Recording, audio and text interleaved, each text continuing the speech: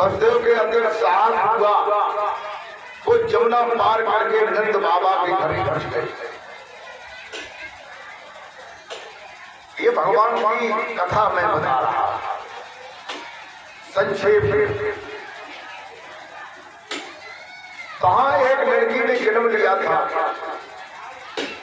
हसदेव जो है अपने पुत्र कन्हैया को वहां लिटा करके यशोदा के पास और लड़की को ले आए। जेल में आ गए, जेल के दरवाजे बंद हो गए, ताले लग गए, पहरेदार जग गए।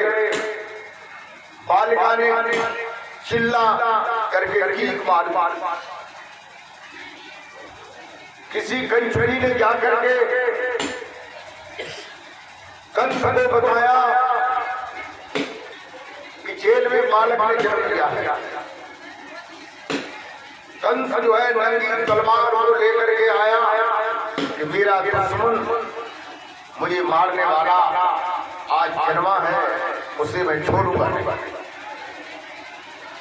जेल के अंदर जाकर के ज्यों ही देवकी ने देखा, देवकी हाथ जोड़ करके कहने लगे, भैया आकाशवाणी ने ये कहा था कि 8वें पुत्र द्वारा तुम्हारी मृत्यु होगी। भैया ये पुत्र तो है नहीं, ये तो बालिका है। प्रेमी भक्तों, लेकिन कंस ने चिपट करके उस बालिका को लिया और उसके पैर पकड़ करके उसे दीवार पर मारने के लिए तत्पर हुआ।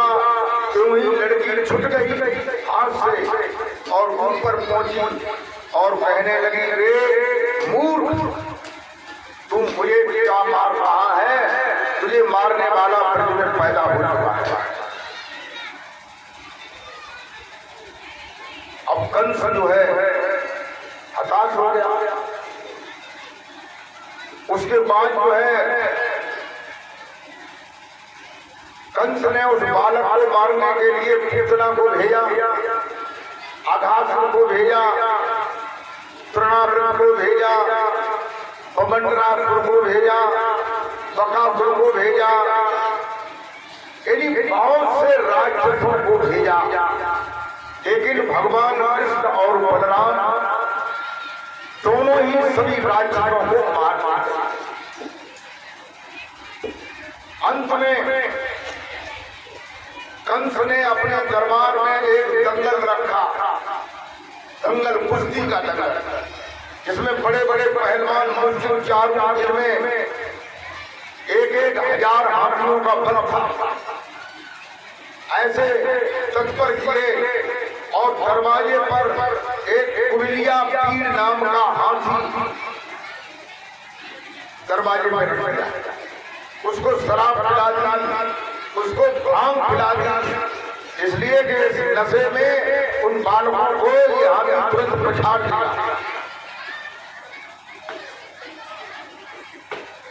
अब क्रूर जी जो है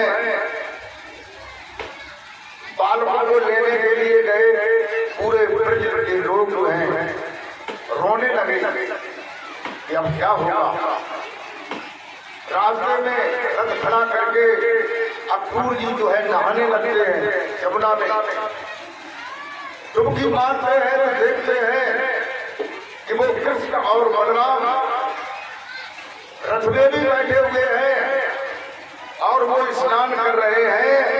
वहां उन्होंने उन्हें पानी के अंदर भी दिखाई।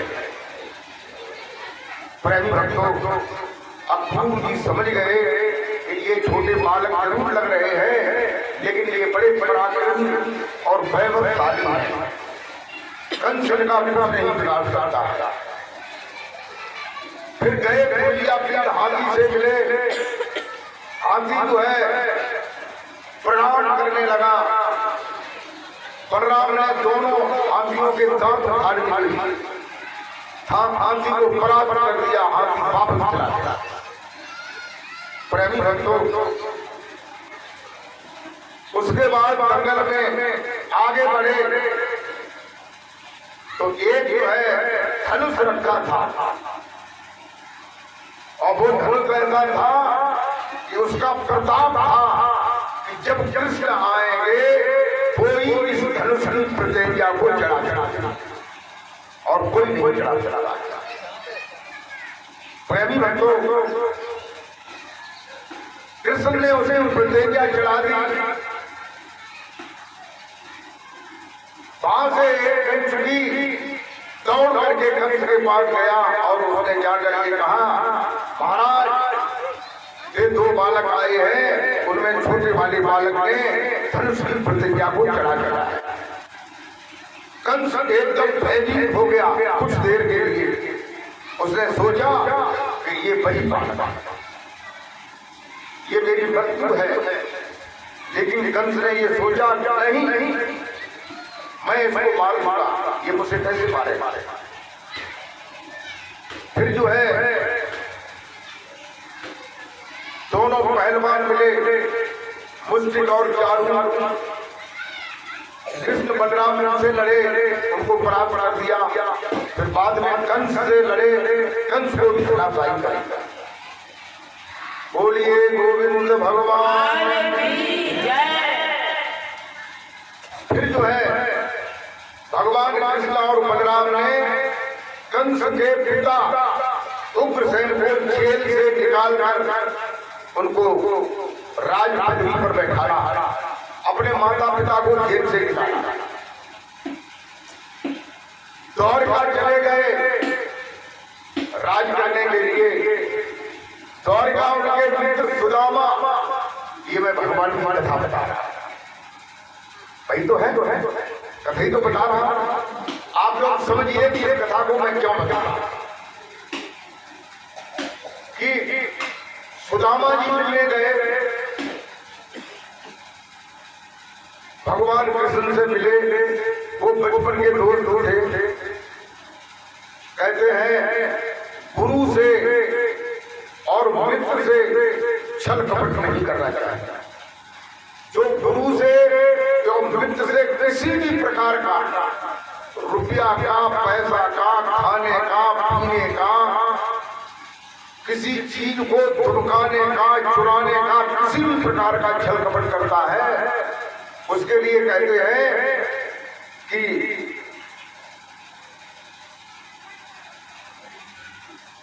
गुरु और मित्र से जो भी छल कपट करता है वो या निर्धन होता है या कोड़ी होता है। कहे हो निर्धन, कहे हो कोड़ी। तो प्रेमी भक्तों, ऐसे ही सुदामा बेचारा गरीब था, बहुत ज्यादा गरीब था। तो कुछ बातें ऐसी भी होती हैं गरीबी में हो जाती है, गरीबी में खाने को नहीं मिलता है। ये दोनों मित्र जो है सांधीवट के यहाँ शिक्षा के लिए गए, शिक्षा सीख रहे थे। वहां पर सभी बालक रहते थे और गुरु जी की सारी व्यवस्था थी।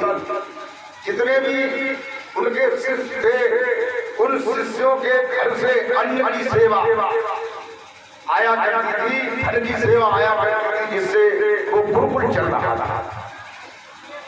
एक दिन माता जी ने ये कहा, तुम दोनों लोग जो है लकड़ियां काट लाओ जंगल से और थोड़े से चने दे दिए। भूख लगे तो चने चढ़ लेना, पानी पी लेना। तो कृष्ण जो है पेड़ के ऊपर चढ़ गए, लकड़ियां तोड़ तोड़ के डालने लगे। सुदामा लकड़ियां को पीने लगे। थोड़ी देर में बूंदाबांदी होने लगे। बूंदाबांदी बंद हुई, फिर थोड़ी हवा चलने लगी। वे ऊपर ही रह गए, पेड़ की डाली को पकड़े। ठंड की वजह से सुदामा जी ने सोचा कि अब चने मेरे पास, तो चने लिए उन्होंने चबने लगे।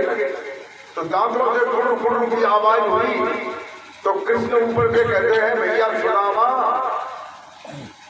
क्या बात है, कैसी आवाज आ रही है?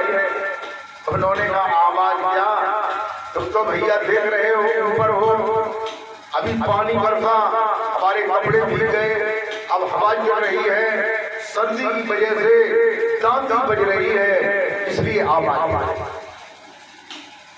तो प्रेमी भक्तों कहते हैं गुरु से कपट मित्र से चोरी, कह होए मूलधन कह होए होए। गुरु से कपट नहीं करना चाहिए। हम गुरु जी को तन मन धन ये सब दे चुके, किसी ने दिया? आज भाई कितने लोगों ने तन मन धन दिया, जिन्होंने वास्तव में दिया हो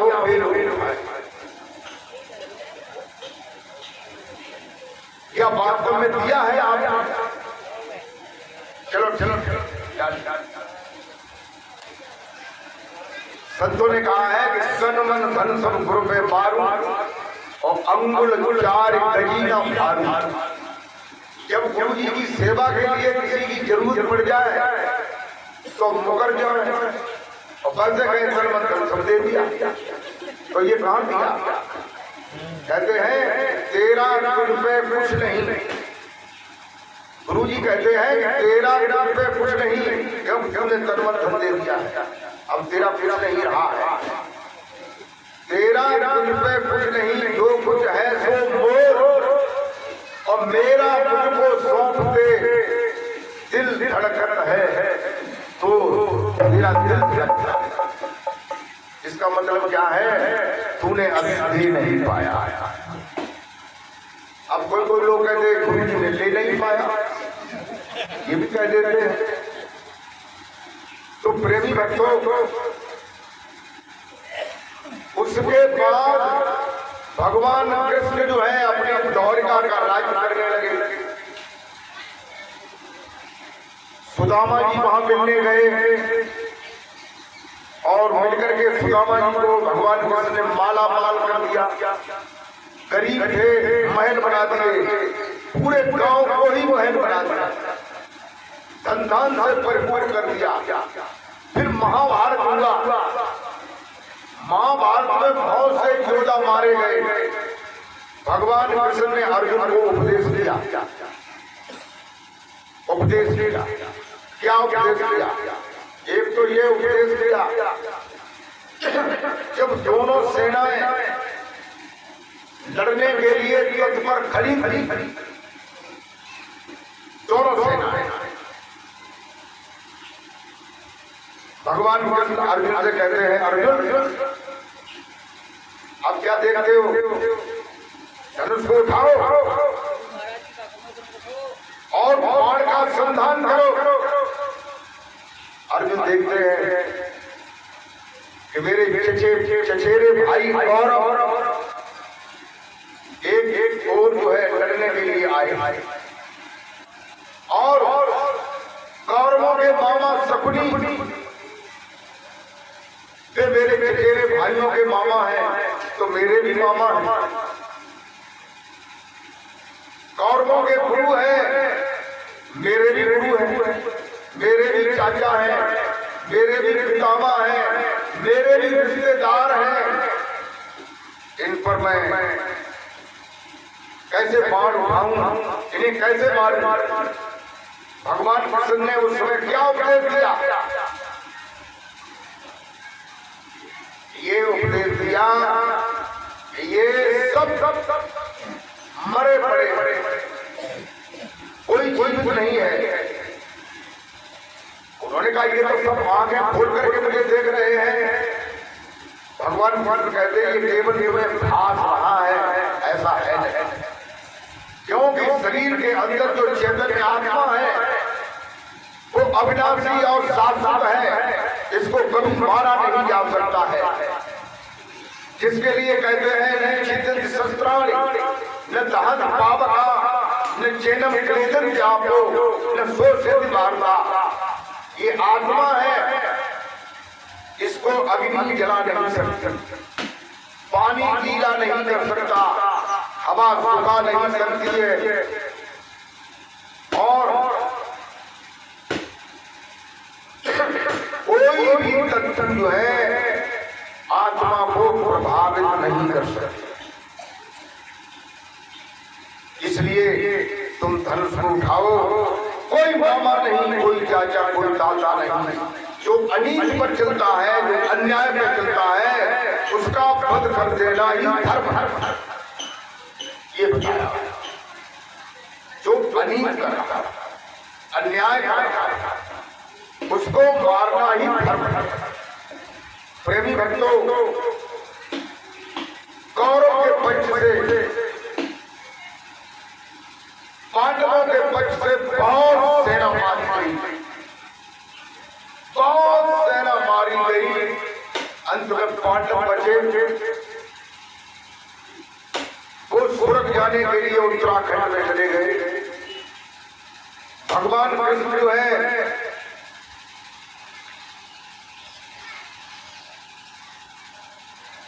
समुद्र के किनारे प्रमाद क्षेत्र में एक पीपल के नीचे पैर पर पैर रखे हुए बैठे हुए। उनके पैर में पदम था। देखो पैर में दो निशान होते हैं, एक पदम, एक राग, दो चिन्ह होते हैं जो पैरों में हुआ करते हैं। राग जो है त्रिकोण होता है, 3 कोने होते हैं राग। जिसके पैरों में त्रिकोण हो उसका मतलब क्या है? जिसके पैर में त्रिकोण हो वो सारी विश्व की यात्रा करेगा, सारे विश्व को अपना संदेश देगा, सारे विश्व को लोग उसकी बात मानेंगे।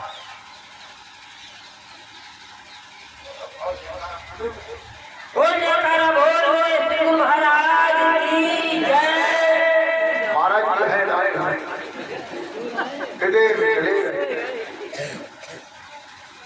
दूसरा चिन्ह होता है पदम। पदम जो है गोल होता है और चमकीला होता है। ये कृष्ण के पैर में था, चमकीला और गोल पैर में जो पदम था वो चमक रहा था। प्रेमी भक्तों, भगवान कृष्ण त्रेता में राम थे और बाली जो था, बाली को भगवान राम ने मारा था।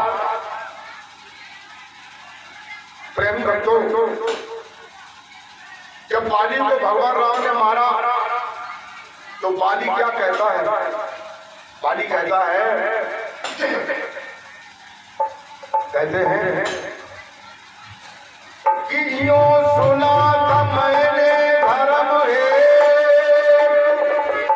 नर जन्म आपने धारा है।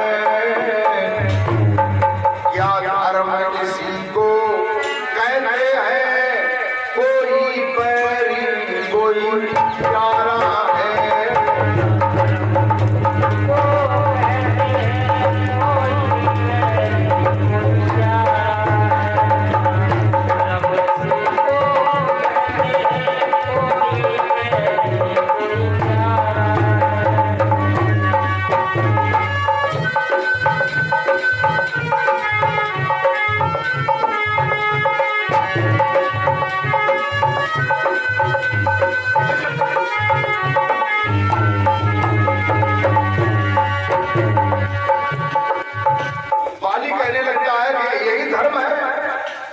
मैंने तो सुना था कि आप समदर्शी हैं, आपके अंदर समदर्शी भाव कहाँ है?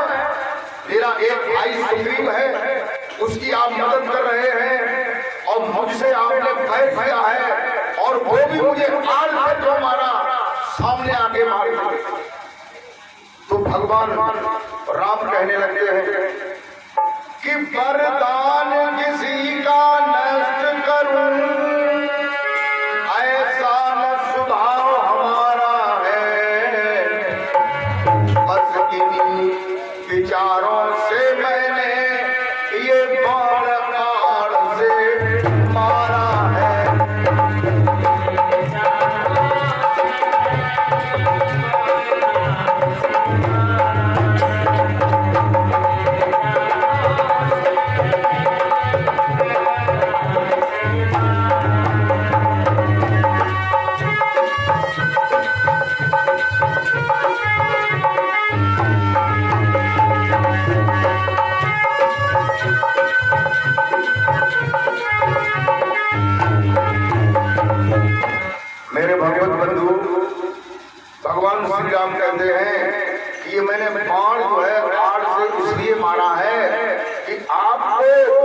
का वरदान है कि जो सामने आएगा उसका फल आधा तुम्हारे अंदर आ जाएगा।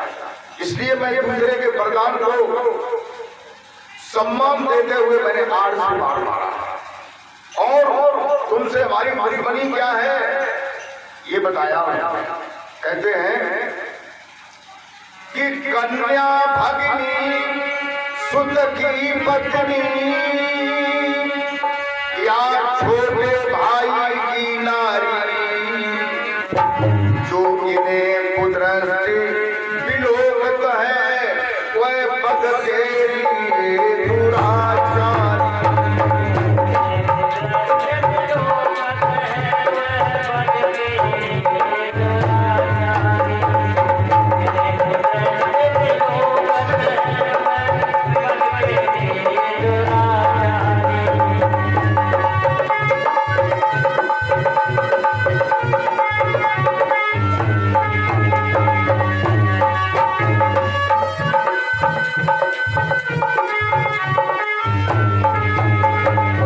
भगवान श्री राम बाली से कहते हैं कि बाली सुनो। एक तो कहते हैं कन्या, कन्या उसे कहते हैं जिसने किसी भी पुरुष से संबंध न बनाया। संबंध बनाने के बाद वो कन्या नहीं रहती। दूसरी बात, भगिनी मैंने बहन, किसी की भी बहन हो या लड़के की पत्नी हो, इन्हें गलत दृष्टि से जो देखता है उसे बंद कर देने में कोई बात नहीं।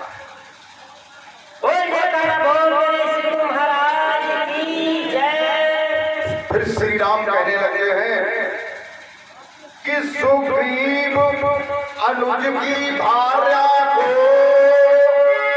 तूने अपने घर डाला है। हरि इस कारण हमने बाण मार तुमको समाप्त कर डाला है।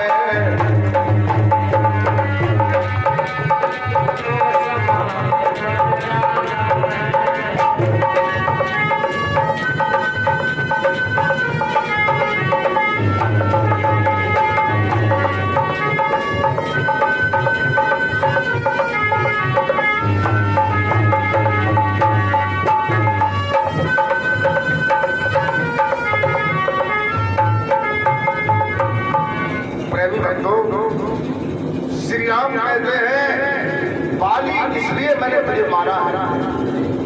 वही बाली दूसरे जन्म में कृष्ण के समय जरा नाम का बहेलिया हुआ और राम जो है वो दूसरे जन्म में द्वापर में कृष्ण बने। तो वो पेड़ के नीचे पीपल के वृक्ष के नीचे पैर पर पैर रखे हुए बैठे थे। उनके पैर में जो पदम था वो चमक रहा था। पहेलिया ने ये समझा कि छाया में हिरण बैठा हुआ है। उसने बाण का संधान देख करके किया। बाण जो है पदम में जाकर लगा। कोई आदमी शिकार करता है पहेलिया, फिर शिकार को देखने के लिए भी जाता है और उसे लाने के लिए भी जाता है। उसने सोचा कि हिरण मर गया होगा, वो गया पास में तो कृष्ण के पैर में बाण लगा हुआ। कृष्ण ने कहा कि भाई मैं जानता हूं तुमने धोखे से बाण मारा है और ये मेरे लग गया है। अब तुम ऐसा कर यहां से भाग जा, नहीं तो हमारे कोई लोग आ जाएंगे तुझे छोड़ेंगे नहीं, तेरी मृत्यु कर देंगे। तो पहेलिया भाग जाता है। और भगवान कृष्ण जो है ऐसे पैर में बाण लगने से कोई मर नहीं सकता। हाथ को अगर काट दो तो भी कोई मर नहीं सकता। पैर को काट दो तो भी कोई नहीं मर सकता। नाक को काट दो, कान को काट दो तो भी कोई नहीं मर सकता। प्रेमी भक्तों, लेकिन भगवान कृष्ण को मृत्यु स्वीकार हो गई और उन्होंने अपने पार्थिव 5 धरतियों के बने हुए शरीर को छोड़ करके दिव्य विमान पर बैठ करके वो लोग धाम चले जाते हैं। गोविंद भगवान ये क्या है? ये कथा है ना? यानी जन्म से अंत तक हमने भगवान की कथा को बताया। अभी मैंने पीछे बताया था जो भगवान की कथा है उसकी था है, जो भगवान की कथा है उसकी था है, था माने सीमा है। और लेकिन जो सत्संग है वो कहता है अथा अथा, उसकी कोई प्रेमी भक्तों, और कथा वाचन जो है सवेरे से लेकर के 7 दिन तक भगवान के अंत तक की कथा कहता है और वो स्वयं भी नहीं कर पाता है और लोगों को कैसे प्यार करता है।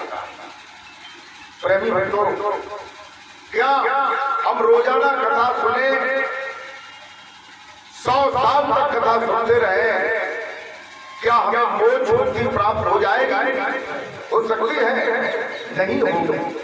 मोक्ष मुक्ति तभी प्राप्त होगी जब हम भगवान कृष्ण के उस नाम को जाने जो नाम भगवान कृष्ण ने स्वयं स्वर्ण किया, जिस नाम को भगवान राम ने अपने गुरु वशिष्ठ जी के यहाँ जाकर के उस नाम को जाना था, जिसके लिए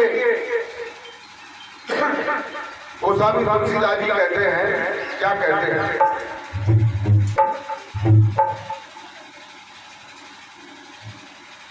कि जासु नाम सुमिरत कपारा और उतर है नर भव सिंधु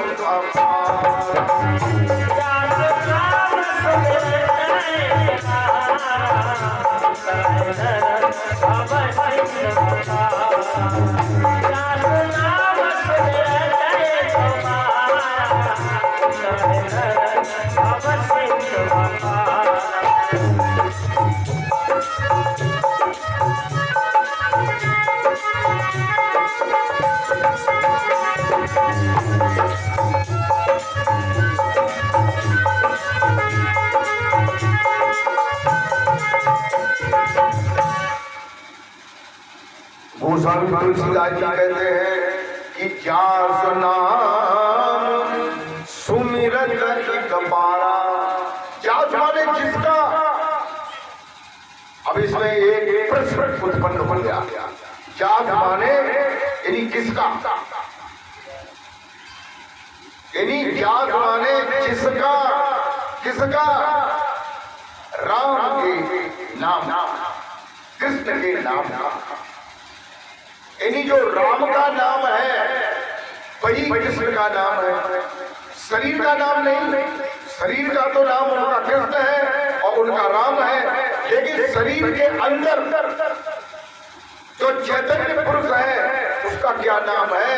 उस नाम का स्मरण करने से मनुष्य एक बार में ही भवसागर से पार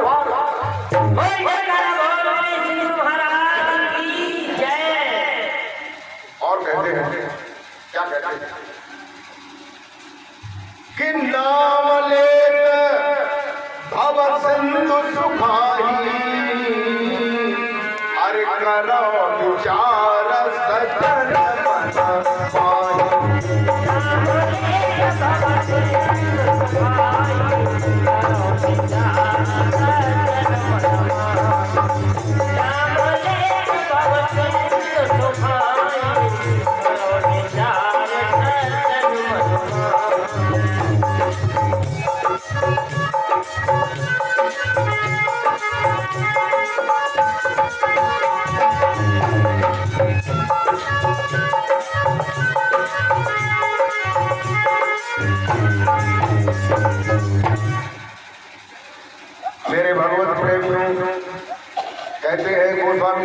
तुलसीदास जी क्या कहते हैं कि नाम ले, देखो कितनी अच्छी बात तुलसीदास जी बताई। और फिर भी अगर हम लोग समझ पाए तो उसके लिए कोई दवा है नहीं। कहते हैं कि नाम ले, नाम को लेते ही अब सागर मिट जाता है। अब बताइए, अब लोग यहाँ कौन बैठे हुए हैं तो ये सोच रहे हैं कि जिस नाम की बात पूजी कर रहे हैं, भाई पूजी ने हमें नाम दिया है और हमें 10 सालें हो गई, किसी को 5 सालें हो गई, किसी को कितनी सालें हो गई, लेकिन हम भवसागर से पार नहीं हुए। लेकिन तुम्हें ये नहीं मालूम है कि भवसागर क्या है।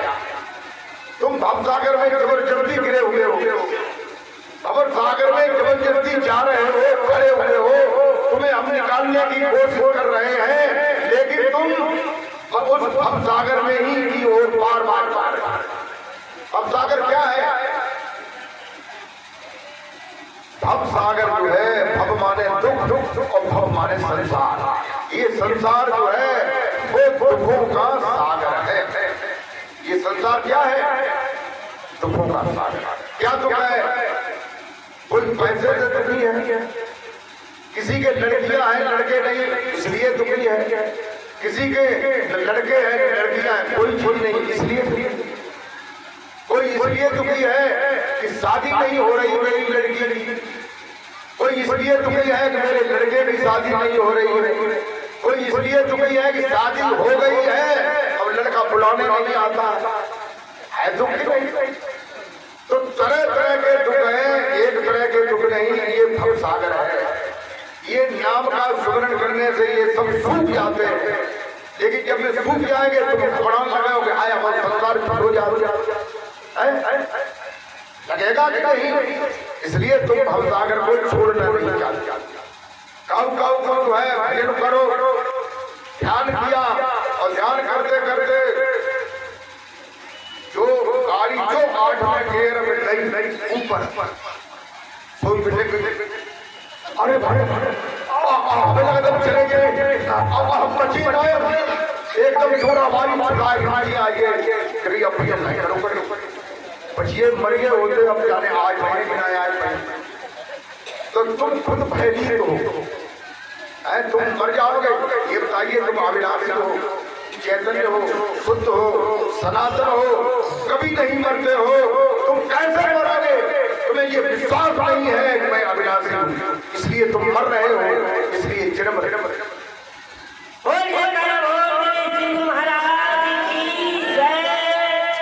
तभी तो भजन में किसी ने कहा है कि मरना जीना अगर प्राणी सीख है जो सहज में ही परम तत्व पा जाएगा। अगर मरना जीना सीख जाए, मरने का मतलब क्या है? संसार की सुध न रहे, संसार खो जाए, और ऐसा हो जाता है रोजाना होता है कि नहीं रोजाना? बताइए रात में सोते हो फिर कहाँ जाते हो, क्या देखते हो, क्या सुनते हो, क्या खाते हो? कोई काम होता है? कुछ नहीं होता। न बुद्धि होती, न मन होता, न चित्त होता, न दृश्य होता, न दर्शन होता, कुछ नहीं होता है। और तुम्हें यह भी पता नहीं होता है कि मैं भी हूँ या नहीं हूँ। जगने के बाद पता चलता है कि मैं सुनता रहा, यही बंद हो जाता, लेकिन हम भयभीत हो जाते हैं। देखिए ये मैंने भगवान की कथा के बारे में बताया। अब दूसरी तरफ क्या है? सत्संग। सत्संग में क्या होता है? गुरुजी जो है वो क्या करते हैं? ये हमारी 2 आंखें हैं, इनको कहते हैं चर्म चक्षु। क्या कहते हैं? चर्म माने चमड़े की, चक्षु माने आंखें। ये आंखें किसकी है? चमड़े की। इन चमड़ों की आंखों से क्या देखते हैं? सारी दुनिया को। कहते हैं कि दो गोचर जहां लग मर जाई और तालो माया जानो, ये सब माया की माया है। तो इन चर्म चक्षुओं के अलावा तीसरी एक आंख होती है, वह आंख जब खुलती है तो उस आंख के खुल जाने से भगवान का दर्शन होता है।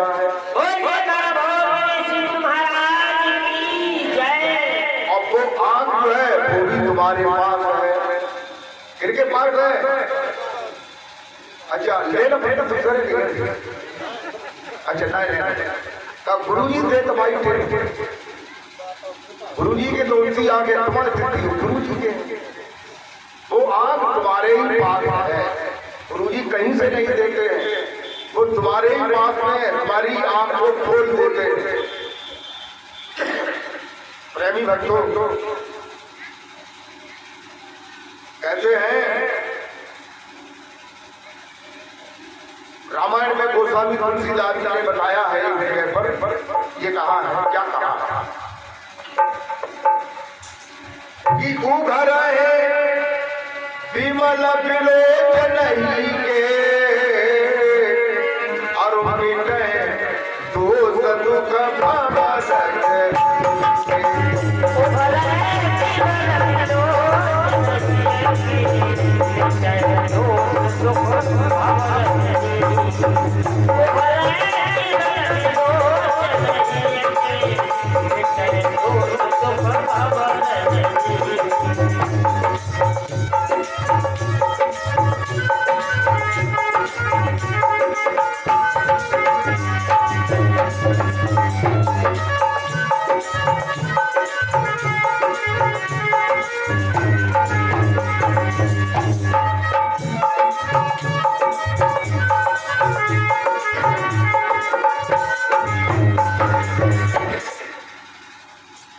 कहते हैं तुलसीदास जी क्या कहते हैं, उघर उघड़ जाते हैं, उघड़ जाना माने खुल जाते हैं। इन्हीं जो इन दोनों आंखों के अलावा जो लोचन है, लोचन माने जो आंख है वो भी बताया उगर है विमल विलोचन ही के, लोचन माने आंख और विलोचन माने विशेष आंख। कैसी विशेष? जो विमल है, कैसी है? विमल यानी मल पर भी उपसर्ग लगा हुआ है, विमल। कैसी विमल? ये जो आंखें हैं इनमें कीचड़ आता है, आता है कि नहीं आता? ऐसा तो नहीं किसी के नहीं आता होगा, वो बात में ये कहे गुरु जी ने ये कह दिया कीचड़ आता है, हमारे में तो आता नहीं। यानी इसमें कीचड़ आता है। और दूसरी बात इसमें क्या कमी है, ये आंखें एक दूसरे को गलत दृष्टि से भी देखते हैं। हमारी बात सुनाई दे रही है नहीं आप लोगों को? इन आंखों में दोष है। क्या दोष है? आदमी सुंदर औरत को देख करके प्रभावित होता है और औरत जो है आदमी को देख करके प्रभावित होता है, तो ये दोष है। दोष है जबकि समाज किसी लड़की को जब वो शादी योग्य हो जाता है, हो जाती है, कोई लड़का शादी योग्य हो जाता है तो समाज दोनों को एक सूत्र बंधन में बांध करके शादी कर देते कि नहीं? फिर तुम्हारे आंखों में दोष उत्पन्न होने की क्या जगह है बताइए? कोई जगह है? फिर तुम्हारे अंदर जगह कहां से आई? अगर जगह आई तो तुम दोषी हो, तुम्हारी आंखें दोषी है, तुम गलत हो, तुम्हें इसका पाप लगेगा और ये पाप भोगना पड़ेगा। लेकिन वो जो आंख है, जो तीसरी आंख है, वो कैसी है? विलोचन है, विशेष आंख है जिसमें कीचड़ नहीं आता है, जो बाहर जिसमें आंधी चले तो उसमें नहीं आती है, तूफान चले तो भी नहीं आता है, नाव तो आंख भीगती नहीं है। बताइए कितनी सुविधाएं हैं आपको? उगर है विमल विलोचन ही के, और वो आंख अगर खुल जाए मिटे दोष दुख भवर के, तो जो आंखों के दोष हैं, इन आंखों के दोष, ये दोष भी ठीक हो जाते हैं। उस आंख के खुल जाने से ये जो चर्म चक्षु है, इन चर्म चक्षुओं में जो दोष है, क्या दोष है? तुम्हारी पत्नी की बहन वो तुम्हारी क्या है बताइए। अगर पत्नी का बाप तुम्हारा बाप है कि नहीं? पत्नी के पापा को तुम पापा कहते हो, पत्नी की माँ को तुम मम्मी कहते हो, पत्नी के भाई को तुम्हें भाई मानना चाहिए कि नहीं? तुम्हारी पत्नी की बहन को तुम्हें बहन मानना चाहिए कि नहीं? शादी एक से हुई है कि सबसे हो नहीं हुई, लेकिन तुम नहीं मानते हो, इसलिए आंखों में दोष पैदा होता है। लेकिन जब ये आंख खुल जाती है तो ये दोष खत्म करता है, फिर वो बहन की दृष्टि में देखता है, और लड़की जो है भाई की दृष्टि में देखती है। ये दोष खत्म हो जाने के बाद फिर क्या होता है, आगे वो स्वामी तुलसीदास जी क्या कहते हैं कि सूझ है राम चरित मन मानिक और गोप प्रगट जाचो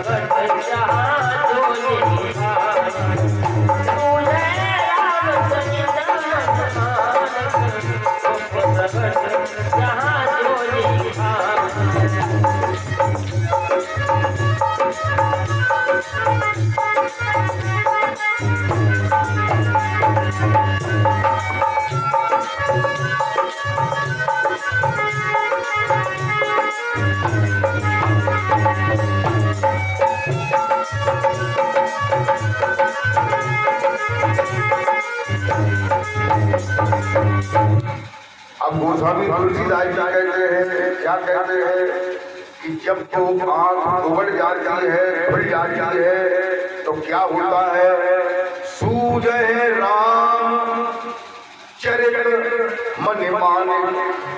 फिर राम जो है राम जो है क्या होता है, सूझने लगते हैं, सूझने वाले दिखाई। हमारी बात पर ध्यान दें, फिर राम का क्या होता है, राम दिखाई देने लगते हैं, राम का दर्शन होने लगता है। और कैसा दर्शन होता है, चरित मन माने मणि जो सर्प के पास होती है, जो उजाला करती है, मानिक माने दीपक भी उजाला करता है। इन्हीं भगवान राम फिर उजाले में दिखाई देते हैं। पहले अंदर उजाला होता है, फिर उजाले में राम आते हैं, फिर राम चलते फिरते बोलते जानते पलके झपकाते कहते सुनते इन्हीं चल करते हुए दिखाई देते हैं। बोले सदगुरुदेव। अब बताइए, कथा में और सत्संग में कितना अंतर है? सत्संग में एक क्षण में ही राम का दर्शन हो जाता है, कृष्ण का दर्शन हो जाता है, जिनका दर्शन हो जाता है, और भागवत कथा को सारी जिंदगी भर सुनते रहो, कभी भी दर्शन नहीं होगा।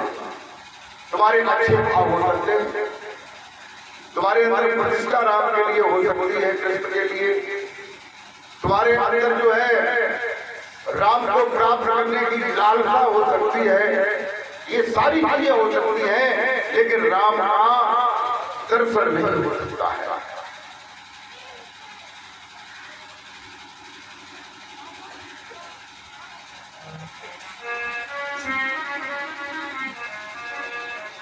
अब आप लोगों को मैं एक छोटा सा भजन सुनाऊंगा।